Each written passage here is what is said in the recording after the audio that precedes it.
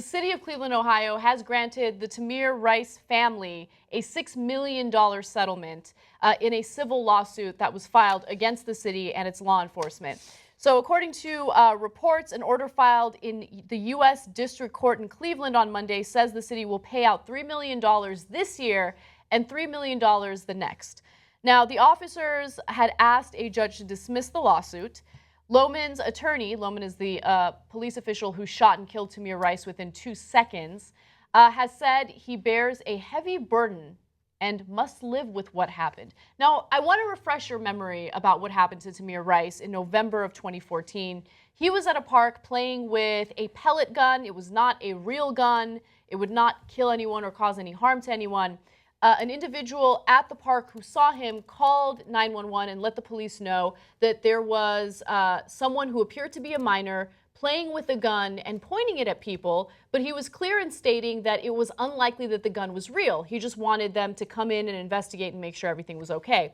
Well, the dispatcher did not relay that information to authorities, and when authorities showed up, this is what happened. So there's Tamir Rice. You see him moving around and playing in the park. There's the police cruiser.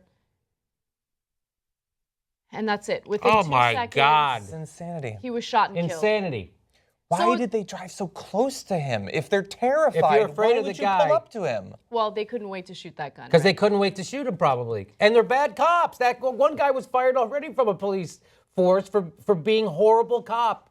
And they didn't trust him around a gun. And Cleveland was like, fuck it, we'll hire him. We're all assholes in Cleveland. And they did. What a corrupt system that is. I tell you something, you know, can you imagine if you're in Cleveland and you see cops? You don't feel less safe ever in your life than when you see Cleveland cops show up. Those guys are out of control freaking maniacs, and they're non-repentant. Look, the worst part about this is there are definitely cops that do not deserve to be cops. They deserve to be in prison for the excessive force that they've used. But at the same time, the part that really gets to me is even with that surveillance serving as evidence of what occurred, a grand jury failed to indict the police official who shot and killed Tamir Rice within 2 seconds. Indicting him doesn't mean that he's automatically found guilty. Indicting just indicates that this person will stand trial. The start. Right. Yeah. Why is this person not going to stand trial for what he did? That's the part that gets to me, Yes. right? That's the real injustice in this story. So the grand jury fails to indict him, and I guess luckily they win a civil suit, but I feel like the civil suit is partly an admission of guilt. Yeah. And it just does not make sense. There's a disconnect there that really bothers me. Yeah, sometimes you see the video, and if that doesn't get an indictment, you have to wonder what the hell would have to be in the video to get it. So it just goes to show you that the criminal justice system is completely biased. It's not blind at all. It's biased, and it's biased against people of color. And the poor, for and sure. the poor, right? And it defends criminal murderers who happen to wear a badge. And the thing is that, you know, the police union, like the police themselves did not come out and ever apologize for this or say, yeah, this is a big screw up.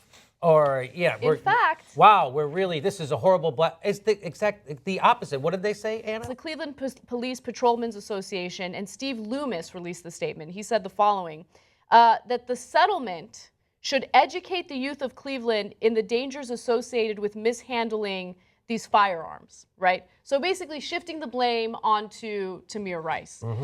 Essentially saying, hey, teach your kids to not get shot by us. No, what should happen is there should be proper training, and you should be taught to not shoot within 2 seconds of arriving on a scene. You're supposed to investigate it. If someone serves as an imminent threat to you, I get it, right? You need to defend yourself.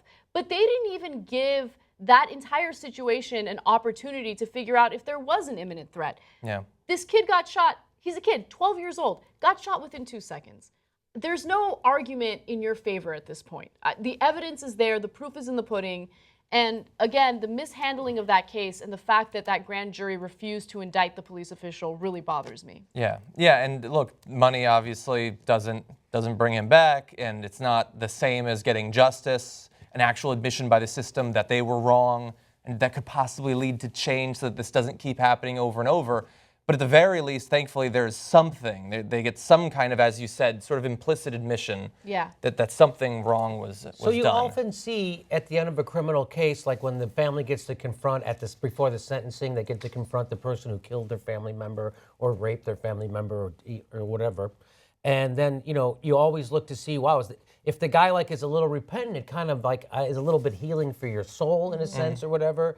But the Cleveland Police Union is like the maniac, psychotic killer who just kind of laughs at the family as they're sitting there speaking their grievance towards the murderer. And there's the Cleveland Police going, and that's what they're doing. They're fucking maniacs. And the fact that they're in control of keeping the peace, all those guys should be fucking fired. Start over. We need to start over with the Cleveland Police Department. And so you go, well, it's just one guy or it's just a handful. Or no, that's the people who speak for the entire union are saying this, and no one else is freaking out. I don't see a bunch of there's another organization inside the police union in Cleveland, and they don't go for that. No one.